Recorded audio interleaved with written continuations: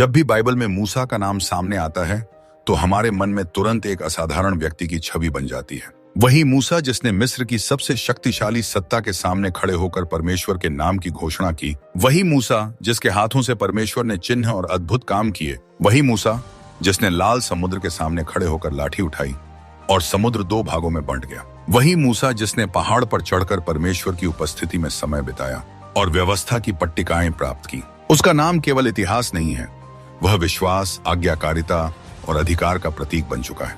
लेकिन इस महान नाम के पीछे एक ऐसी कहानी भी छिपी है जिसे अक्सर लोग अनदेखा कर देते हैं। यह कहानी चमत्कारों की नहीं, युद्धों की नहीं, बल्कि एक परिवार की है। विशेष रूप से उन बच्चों की जिनका नाम तो बाइबल में लिखा है, लेकिन जिनकी आवाज इतिहास में सुनाई नहीं देती। बहुत कम लोग जानते हैं कि मूसा के दो बेटे थे, गेर्शोम और एलिएजर। और जो लोग यह जानते भी हैं वे अक्सर आगे नहीं सोचते। सवाल यह नहीं है कि मूसा के बेटे थे या नहीं, सवाल यह है कि वे कहां थे। जब मिस्र पर विपत्तियां आईं, जब लाल समुद्र पार हुआ, जब सीनै पर्वत पर आग और बादल छाए, तब मूसा के बेटे कहां थे। जब हारून और उसके पुत्र याजकत्व के लिए चुने गए, तब मूसा के बेटे क्यों पीछे रह गए। क्या परमेश्वर ने उन्हें ठुकरा दिया था, या फिर यह चुप्पी किसी गहरी योजना की ओर इशारा करती है। इन सवालों का उत्तर हमें मूसा के जीवन के उस हिस्से में मिलेगा जहां शोर नहीं था, मंच नहीं था और भीड़ नहीं थी, केवल खामोशी थी।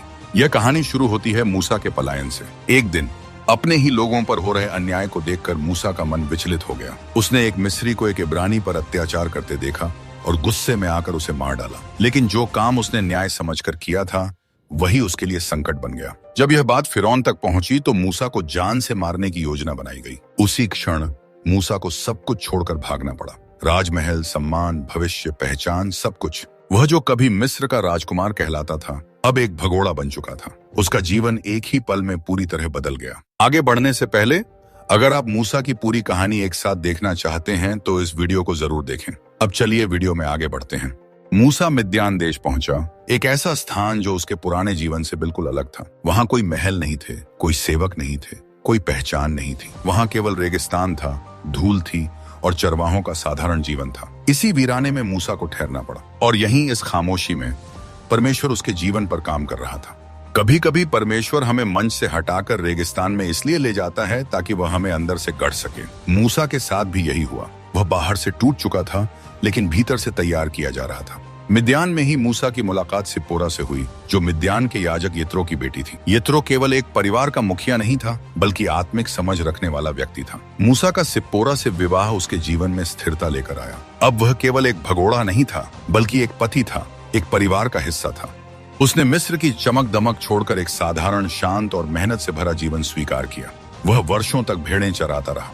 बाहर से देखने पर ऐसा लगता था मानो मूसा का जीवन रुक गया हो, लेकिन वास्तव में यही परमेश्वर उसकी आत्मा को तैयार कर रहा था। इसी समय मूसा के दो पुत्र पैदा हुए और इन बच्चों के नाम मूसा के अंदर चल रही आत्मिक लड़ाई और आशा की कहानी बयान करते हैं।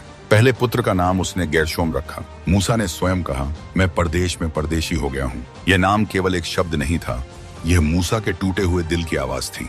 वह जानता था कि वह न तो मिस्र का रहा और न ही अभी अपने लोगों के बीच लौटा था। हर बार जब वह अपने बेटे को पुकारता उसे अपनी परदेशी हालत याद आ जाती। गेर्शोम मूसा के दर्द, उसके निर्वासन और उसकी खोई हुई पहचान का प्रतीक बन गया। लेकिन मूसा की कहानी केवल पीड़ा पर समाप्त नहीं होती। परमेश्वर ने उसे यह भी सिखाया कि दुख अंतिम शब्द नहीं होता। दूसरे पुत्र का नाम उसने एलिएजर रखा, जिसका अर्थ है मेरा परमेश्वर मेरी सहायता है। मूसा ने कहा, मेरे पिता के परमेश्वर ने मेरी सहायता की और मुझे फिरौन की तलवार से बचाया। जहां गेर्शोम मूसा के बीते हुए घावों की याद दिलाता था, वहीं एलिएजर यह गवाही देता था कि परमेश्वर अब भी उसके साथ है। एक बेटा मूसा के टूटे अतीत की कहानी कहता था और दूसरा उसके सुरक्षित भविष्य की। इन दोनों नामों के बीच मूसा का पूरा जीवन सिमटा हुआ था। दुख और आशा, परदेश और सहायता, टूटन और भरोसा। यह हमें दिखाता है कि मूसा केवल एक महान अगुवा ही नहीं था बल्कि एक ऐसा पिता भी था जो अपने जीवन की सच्चाई अपने बच्चों के नामों में उंडेल रहा था। उसके बेटे किसी युद्ध के मैदान में नहीं जन्मे बल्कि रेगिस्तान की खामोशी में पले। वे उन दिनों के साक्षी थे जब मूसा इतिहास नहीं बना रहा था बल्कि इतिहास के लिए तैयार किया जा रहा था। यहीं से मूसा के बेटों की वह कहानी शुरू होती है जो चमत्कारों के शोर में नहीं बल्कि खामोशी में आगे बढ़ती है। यह कहानी हमें सिखाती है कि हर वह जीवन जो परमेश्वर की योजना में है मंच पर दिखाई दे ये जरूरी नहीं। कुछ जीवन पर्दे के पीछे रहकर भी परमेश्वर की योजना का हिस्सा होते हैं। और आगे हम देखेंगे कि यही खामोशी मूसा के बेटों के भविष्य को कैसे आकार देती है। जब परमेश्वर ने मूसा को जलती हुई झाड़ी के बीच से पुकारा, तब यह बुलाहट केवल एक व्यक्ति के लिए नहीं थी बल्कि एक पूरे राष्ट्र के भविष्य के लिए थी। उसी क्षण मूसा का शांत गुमनाम जीवन समाप्त हो गया और एक ऐसा अध्याय शुरू हुआ जिसने इतिहास की दिशा बदल दी। परमेश्वर ने उसे मिस्र लौटने का आदेश दिया, उस स्थान पर जहां से वह डर कर भागा था। यह लौटना केवल भौगोलिक नहीं था, यह एक आत्मिक टकराव था, डर के साथ, अतीत के साथ और एक असंभव दिखने वाले मिशन के साथ। मूसा ने आज्ञा मानी और मिद्यान से मिस्र की ओर चल पड़ा, अपने साथ अपनी पत्नी सिप्पोरा और अपने बेटों को लेकर। पहली बार ऐसा प्रतीत होता है कि उसका परिवार इस महान बुलाहट की यात्रा का हिस्सा बनने जा रहा है। लेकिन इसी रास्ते में एक रहस्यमय और गंभीर घटना घटती है जो मूसा के पारिवारिक जीवन और उसकी आत्मिक जिम्मेदारी को उजागर करती है। बाइबल बताती है कि मार्ग में किसी स्थान पर यहोवा मूसा को मार डालने पर उतारू हुआ क्योंकि उसने अपने पुत्र का खतना नहीं किया था। यह दृश्य चौंकाने वाला है। वह व्यक्ति जिसे परमेश्वर ने छुड़ाने के लिए चुना, वही व्यक्ति अपने घर में वाचा की आज्ञा को पूरा करने में चूक गया था। उस संकट की घड़ी में सिप्पोरा आगे आती है और अपने पुत्र का खतना करती है। यह घटना केवल एक रस्म नहीं थी, यह याद दिलाने वाला क्षण था कि परमेश्वर की बुलाहट सार्वजनिक सेवा से पहले निजी आज्ञाकारिता की मांग करती है। यह उन गिने चुने पलों में से एक है जहां मूसा के बेटे कहानी के केंद्र के बहुत पास आते हैं और फिर उसके बाद वे फिर से चुप्पी में चले जाते हैं। इसके बाद मूसा के बेटों की कहानी पूरे सामर्थ्य के साथ आगे बढ़ती है। मिस्र पर विपत्तियां आती हैं, फिरौन का हृदय कठोर होता है और अंत में इजरायलियों की मुक्ति होती है। लाल समुद्र के सामने मूसा खड़ा होता है, लाठी उठती है और समुद्र दो भागों में बंट जाता है। आकाश से मन्ना गिरता है, सीने पर्वत पर परमेश्वर की महिमा प्रकट होती है। लेकिन इन सभी अद्भुत घटनाओं के बीच एक बात लगातार खटकती है। मूसा के बेटों का कहीं कोई उल्लेख नहीं है। वे न तो अगुओं में दिखते हैं, न सेवकों में, न ही गवाहों के रूप में। ऐसा लगता है मानो इतिहास की रोशनी उनके ऊपर पड़ने से पहले ही रुक जाती है। यहीं एक गहरा प्रश्न उठता है, अगर मूसा इतना महान था, अगर वह परमेश्वर से आमने सामने बात करता था, तो उसके बेटे क्यों इस कहानी के केंद्र में नहीं आए? इसका पहला उत्तर हमें परमेश्वर के एक स्पष्ट और ठोस निर्णय में मिलता है। जब इस्राएल के याजकत्व की स्थापना होती है, तब यह जिम्मेदारी मूसा के घर को नहीं बल्कि उसके भाई हारून के घर को दी जाती है। परमेश्वर स्वयं हारून और उसके पुत्रों नादाब, अबीहू, एलियाजर और इतामार को चुनता है और कहता है कि वही याजक बनेंगे। यह चुनाव किसी पारिवारिक राजनीति का परिणाम नहीं था, बल्कि परमेश्वर की संप्रभु इच्छा का प्रदर्शन था। यहाँ परमेश्वर एक बहुत गहरी सच्चाई को स्थापित करता है, आत्मिक अधिकार विरासत में नहीं मिलता। अगर परमेश्वर चाहता तो मूसा के बेटे स्वाभाविक रूप से अगली पंक्ति में खड़े होते, लेकिन परमेश्वर ने जानबूझकर ऐसा नहीं किया। उसने मूसा को भविष्यद्वक्ता और अगुआ बनाया और हारून के वंश को याजकत्व सौंपा। इससे यह स्पष्ट हो गया कि परमेश्वर का काम रक्त रेखा से नहीं बल्कि उद्देश्य से चलता है। मूसा का घराना महान था, लेकिन परमेश्वर ने उसकी महिमा को आगे बढ़ाने के लिए उसके बेटों का उपयोग नहीं किया, ताकि यह भ्रम न रहे कि परमेश्वर का काम मानव उत्तराधिकार से चलता है। दूसरा गहरा कारण स्वयं मूसा की बुलाहट में छिपा है। बाइबल कहती है कि मूसा जैसा भविष्यद्वक्ता फिर इजराइल में कोई नहीं हुआ जिससे यहोवा आमने सामने बात करता हो। उसकी बुलाहट अनोखी थी, व्यक्तिगत थी और गैर हस्तांतरणीय थी। यह एक ऐसा काम था जिसे न तो सौंपा जा सकता था और न ही विरासत में दिया जा सकता था।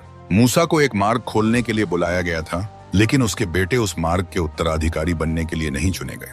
इसका अर्थ यह नहीं कि वे असफल थे, बल्कि यह कि उनका उद्देश्य अलग था।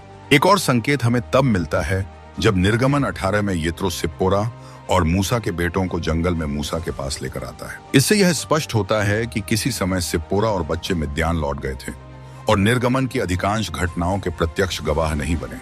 उन्होंने न तो विपत्तियां देखी, न समुद्र का विभाजन, न ही मिस्र से निकलने की पूरी यात्रा। यह दूरी, यह अनुपस्थिति उनके भविष्य की भूमिका को भी आकार देती है। वे उस आग में नहीं तपे जिसमें इजराइल का नेतृत्व गढ़ा गया। फिर भी यह खामोशी अस्वीकृति नहीं है, यह केवल भूमिका का अंतर है। परमेश्वर की योजना में हर किसी को मंच पर खड़ा होना आवश्यक नहीं। कुछ को अगुआ बनाया जाता है और कुछ को सेवा के लिए अलग रखा जाता है। मूसा के बेटों की कहानी यहीं से एक नई दिशा लेती है, ऐसी दिशा जो शोर में नहीं बल्कि गहराई में चलती है। आगे हम देखेंगे कि यह खामोशी वास्तव में कैसे सेवा, निरंतरता और अदृश्य विश्वास योग्यता में बदल जाती है। जब हम बाइबल के इतिहास को पढ़ते हैं तो हमारा ध्यान अक्सर उन्हीं नामों पर टिक जाता है जो मंच के बीचों बीच खड़े दिखाई देते हैं। मूसा, हारून, यहोशू, कालेब, ये ऐसे नाम हैं जिनके साथ चमत्कार, विजय और घोषणाएं जुड़ी हुई हैं।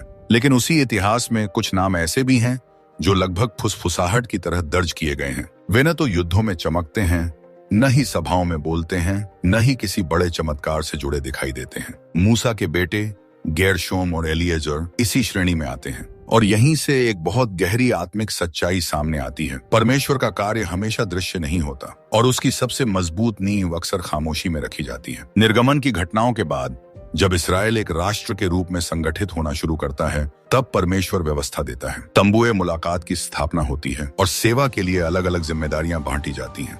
यह एक बहुत व्यवस्थित प्रक्रिया थी। कुछ लोग याजक बने, कुछ लेवी गिने गए, कुछ अगुवे ठहराए गए और कुछ को साधारण लेकिन आवश्यक कार्य सौंपे गए। इस पूरे ढांचे में मूसा के बेटों का नाम सामने नहीं आता। यह अनुपस्थिति कई लोगों को असहज कर सकती है, लेकिन वास्तव में यही अनुपस्थिति हमें एक नई समझ की ओर ले जाती है। अक्सर हम यह मान लेते हैं कि परमेश्वर की निकटता का अर्थ है ऊंचा पद या सार्वजनिक पहचान, लेकिन बाइबल इस धारणा को बार बार तोड़ता है। मूसा के बेटे उस व्यक्ति के घर में पले जिसने परमेश्वर से आमने सामने बात की। उन्होंने अपनी आंखों से देखा कि बादल तंबू पर ठहरता है। उन्होंने सुना कि कैसे परमेश्वर की आवाज पहाड़ से गूंजती है। उन्होंने अपने पिता के चेहरे पर उस महिमा की छाया देखी जो परमेश्वर की उपस्थिति से आती थी। फिर भी यह सब उनके लिए नेतृत्व का द्वार नहीं बना। इससे यह स्पष्ट होता है कि आत्मिक वातावरण में पले बड़े होना और आत्मिक बुलाहट को व्यक्तिगत रूप से प्राप्त करना, ये दो अलग बातें हैं। यही एक महत्वपूर्ण सिद्धांत उभरता है। परमेश्वर के साथ संबंध प्रतिनिधि नहीं होता। कोई भी व्यक्ति किसी और की निकटता के कारण परमेश्वर का सेवक नहीं बनता।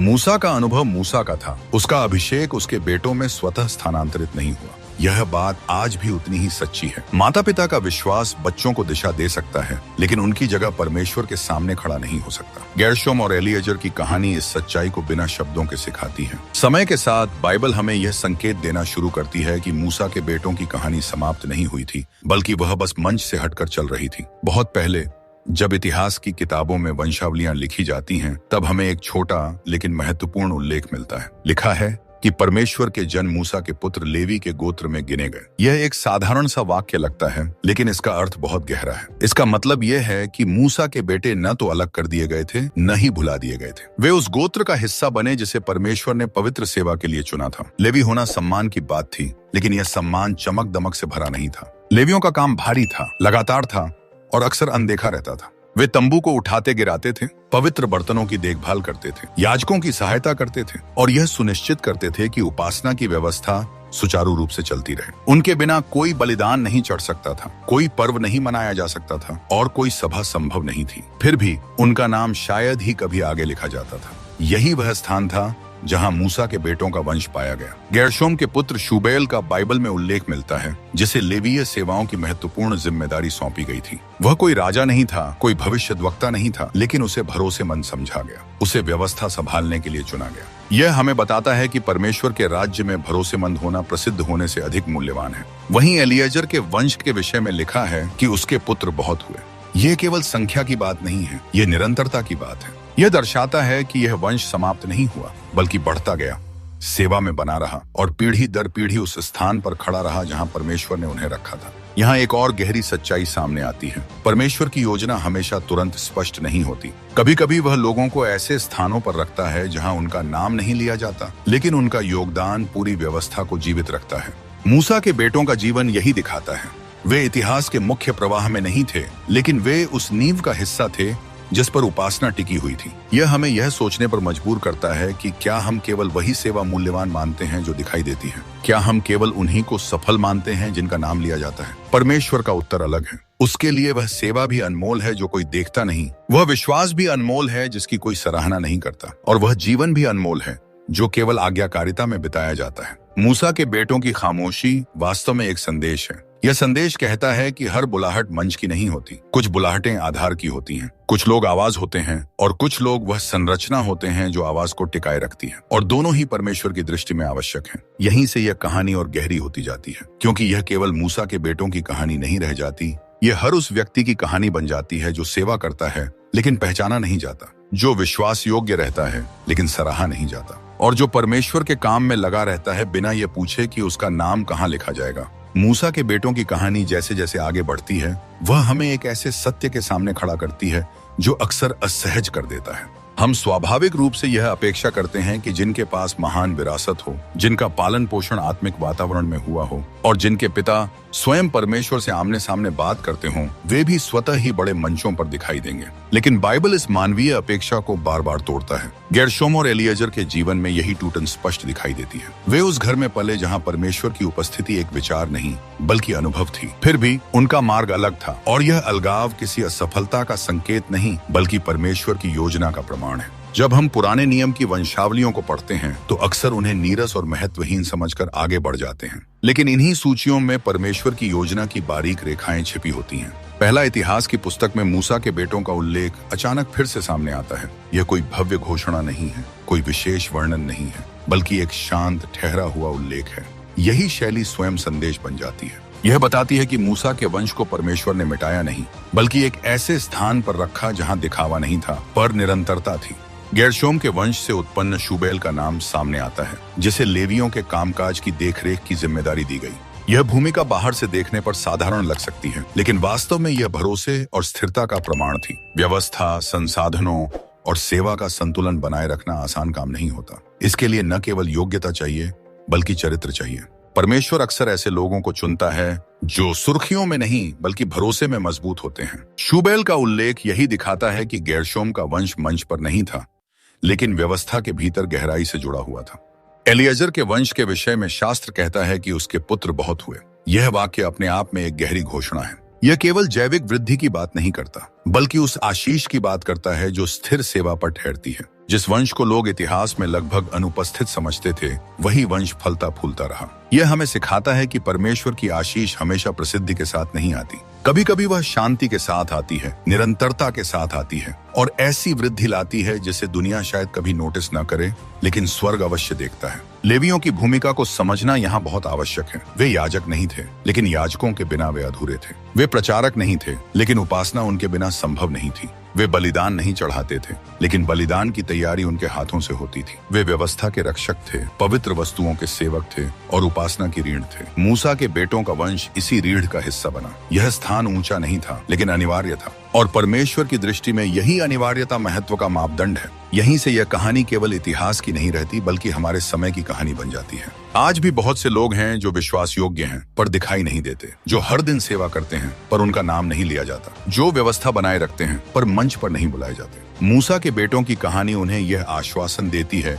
कि परमेश्वर ऐसी सेवा को न केवल देखता है बल्कि सुरक्षित रखता है। वह उसे व्यर्थ नहीं जाने देता। एक और गहरा सिद्धांत यहाँ उभरता है, परमेश्वर के राज्य में पहचान का स्रोत। गेर्शोम और एलिएजर को मूसा के बेटे होने से कोई विशेष पद नहीं मिला। उनकी पहचान उनके पिता के नाम से नहीं बल्कि उनकी सेवा के स्थान से बनी। यह हमें सिखाता है कि परमेश्वर के सामने हमारा मूल्य इस बात से नहीं तय होता कि हम किसके पुत्र हैं, बल्कि इस बात से तय होता है कि हम किसके लिए और कैसे खड़े हैं। यही कारण है कि बाइबल इस कहानी को बिना भावुकता के, बिना सजावट के दर्ज करता है, क्योंकि इसका उद्देश्य प्रेरणा पैदा करना है, सहानुभूति नहीं। यह हमें यह सोचने पर मजबूर करता है कि अगर परमेश्वर हमें ऐसे स्थान पर रखे जहां हमारा नाम न चमके, तो क्या हम फिर भी विश्वास योग्य रहेंगे? क्या हम सेवा करेंगे जब कोई देख नहीं रहा होगा? क्या हम आज्ञाकारिता निभाएंगे जब तालियां नहीं बजेंगी? मूसा के बेटों की कहानी हमें यह भी दिखाती है कि परमेश्वर कभी एक ही ढांचे को दोहराता नहीं। वह हर पीढ़ी के लिए नया मार्ग चुनता है। मूसा के लिए मार्ग था नेतृत्व और मध्यस्थता, उसके बेटों के लिए मार्ग था सेवा और स्थिरता।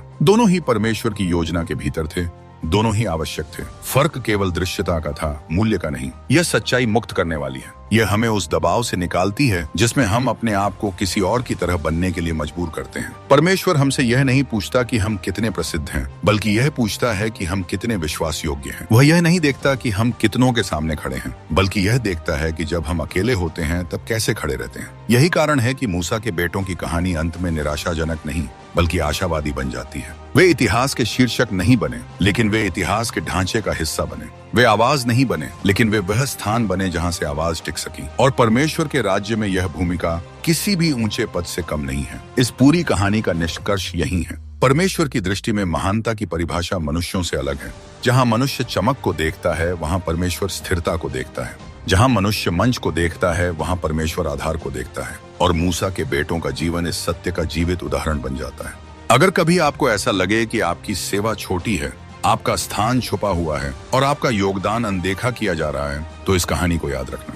हो सकता है कि आप इतिहास के शीर्षक में न हों, लेकिन आप उस संरचना का हिस्सा हों जिसे परमेश्वर स्वयं संभाल रहा है। और जो कुछ परमेश्वर संभालता है वह कभी व्यर्थ नहीं जाता। मूसा के बेटों की कहानी जब अपने अंतिम मोड़ पर पहुंचती है तो वह हमें एक ऐसे सत्य के सामने खड़ा कर देती है जो एक साथ गहरा भी है और मुक्त करने वाला भी। यह कहानी किसी असफलता की नहीं है, न ही किसी खोए हुए अवसर की। यह उस तरीके की कहानी है जिससे परमेश्वर कार्य करता है, एक ऐसा तरीका जो मानवीय सोच से बिल्कुल अलग है। जहां मनुष्य मंच, नाम और पहचान को महत्व देता है, वहीं परमेश्वर आज्ञाकारिता, निष्ठा और हृदय की सच्चाई को देखता है। गेर्शोम और एलिएजर की खामोशी इसी अंतर को उजागर करती है। हम स्वाभाविक रूप से यह मान लेते हैं कि जो व्यक्ति परमेश्वर के बहुत करीब होता है उसके बच्चे भी उसी स्तर पर पहुंचना ही चाहिए, लेकिन बाइबल इस धारणा को स्वीकार नहीं करती। मूसा का परमेश्वर से आमने सामने बात करना उसकी व्यक्तिगत बुलाहट थी, न कि पारिवारिक विरासत। गेर्शोम और एलिएजर उस निकटता के साक्षी तो बने, लेकिन उसके उत्तराधिकारी नहीं। और यही बिंदु हमें एक बहुत आवश्यक आत्मिक सच्चाई सिखाता है कि विश्वास उधार नहीं लिया जा सकता। कोई भी व्यक्ति अपने माता पिता, अपने अगुवों या अपने आत्मिक वातावरण के आधार पर परमेश्वर के सामने खड़ा नहीं हो सकता। हर व्यक्ति को स्वयं परमेश्वर के सामने अपना स्थान खोजना होता है। यह बात आज के विश्वासियों के लिए अत्यंत प्रासंगिक है। बहुत से लोग चर्च में पले बढ़े हैं, सेवक परिवारों से आते हैं, बाइबल की भाषा जानते हैं, उपासना के गीत पहचानते हैं, लेकिन फिर भी उनके और परमेश्वर के बीच व्यक्तिगत संबंध की कमी होती है। मूसा के बेटों की कहानी चेतावनी नहीं बल्कि निमंत्रण है कि निकटता को देखा जा सकता है, लेकिन उसे जिया जाना जरूरी है। किसी और की बुलाहट आपके जीवन का विकल्प नहीं बन सकती। इस कहानी का दूसरा बड़ा संदेश सेवा के मूल्य से जुड़ा है। गेर्शोम और एलिएजर की पहचान किसी मंच से नहीं बनी, बल्कि निरंतर सेवा से बनी। उनके वंश ने लेवीय सेवा को थामा, एक ऐसी सेवा जो दिखाई नहीं देती थी, लेकिन जिसके बिना उपासना संभव नहीं थी। यह हमें यह सिखाता है कि परमेश्वर के राज्य में छोटी सेवा जैसा कुछ नहीं होता। जो सेवा प्रेम और निष्ठा से की जाती है वह कभी छोटी नहीं होती, चाहे उसे कोई देखे या नहीं। हम ऐसे समय में जी रहे हैं जहां दिखाई देना अक्सर महत्व का मापदंड बन जाता है। सोशल मीडिया, मंच, पहचान और सराहना, इन सब ने हमारे सोचने के तरीके को प्रभावित किया है। लेकिन परमेश्वर का राज्य इन नियमों पर नहीं चलता। वहां वह व्यक्ति भी उतना ही मूल्यवान है जो चुपचाप व्यवस्था संभालता है जितना वह जो भीड़ के सामने प्रचार करता है। वहां वह हाथ भी उतना ही सम्मानित है जो मंदिर की सफाई करता है जितनी वह आवाज जो वेदी से बोलती है। मूसा के बेटों की कहानी इस झूठ को तोड़ती है कि महानता केवल दिखाई देने से आती है। एक और गहरी सच्चाई यहाँ उभरती है, परमेश्वर कभी भी एक ही ढांचे को दोहराने के लिए बाध्य नहीं है। उसने मूसा को अगुआ बनाया, हारून के वंश को याजक बनाया, यहोशू को उत्तराधिकारी बनाया और मूसा के बेटों को सेवा में स्थिर रखा। हर भूमिका अलग थी, लेकिन कोई भी व्यर्थ नहीं थी। यह हमें यह सिखाता है कि परमेश्वर की योजना में तुलना की कोई जगह नहीं होती। जहां मनुष्य अपने बुलाहट और उद्देश्य को नहीं पहचानता, वहीं से तुलना का बीज जन्म लेता है। शायद आप भी अपने जीवन में कभी कभी यह महसूस करते हो कि आपका स्थान पीछे का है, कि आपकी सेवा को उतनी पहचान नहीं मिलती, कि आपकी कहानी किसी बड़ी गवाही जैसी नहीं है। मूसा के बेटों की कहानी ऐसे ही लोगों के लिए है। यह कहती है कि परमेश्वर आपको देख रहा है। वह उस काम को देख रहा है जो आप तब करते हैं जब कोई ताली नहीं बजती। वह उस निष्ठा को देख रहा है जो आप तब दिखाते हैं जब कोई कैमरा नहीं होता, और वही निष्ठा उसके राज्य में अनमोल है। बाइबल की खामोशी भी कभी कभी बहुत ऊंची आवाज में बोलती है। गेर्शोम और एलिएजर के बारे में कम लिखा जाना यह नहीं बताता कि वे महत्वहीन थे, बल्कि यह दिखाता है कि उनका जीवन प्रचार के लिए नहीं, उद्देश्य के लिए था। और उद्देश्य हमेशा शोर नहीं करता, वह टिकता है, चलता है और पीढ़ियों तक असर छोड़ता है। इस पूरी कहानी का अंतिम निष्कर्ष यही है, परमेश्वर की दृष्टि में महानता की परिभाषा बदल जाती है। वहां प्रसिद्धि नहीं, विश्वास योग्यता मायने रखती है। वहां मंच नहीं, आज्ञाकारिता मूल्यवान होती है। वहां नाम नहीं, हृदय को तौला जाता है। और जब हम इस दृष्टि से मूसा के बेटों को देखते हैं तो उनकी खामोशी हमें डराती नहीं बल्कि आश्वस्त करती है। अगर यह संदेश आपके हृदय को छूता है, अगर यह आपको यह याद दिलाता है कि आपकी गुमनाम सेवा भी परमेश्वर की दृष्टि में अनमोल है, तो इसे अपने भीतर सीमित न रखें, इसे आगे बढ़ाएं। इसे उस व्यक्ति को बताइए जो आज स्वयं को अनदेखा महसूस करता है, क्योंकि यही इस कहानी का उद्देश्य है, हमें यह याद दिलाना कि परमेश्वर का कार्य हमेशा शोर में नहीं होता, लेकिन वह हमेशा सार्थक होता है। और अंत में यही आशा बचती है, आप दिखाई न दें फिर भी आप गिने जाते हैं, आप सराहे न जाएं फिर भी आप याद रखे जाते हैं, क्योंकि परमेश्वर उस खामोशी को भी पढ़ता है जहां मनुष्य कुछ नहीं देख पाते। अगर यह वीडियो आपको अच्छी लगी हो तो इसे अन्य लोगों के साथ जरूर शेयर करें और हमारे चैनल बाइबल ट्यूब को सब्सक्राइब करना न भूलें, ताकि आप ऐसे ही और आत्मिक संदेश पा सकें। परमेश्वर आपको और आपके पूरे परिवार को अपनी भरपूर आशीषों से भर दे। जय मसीह की।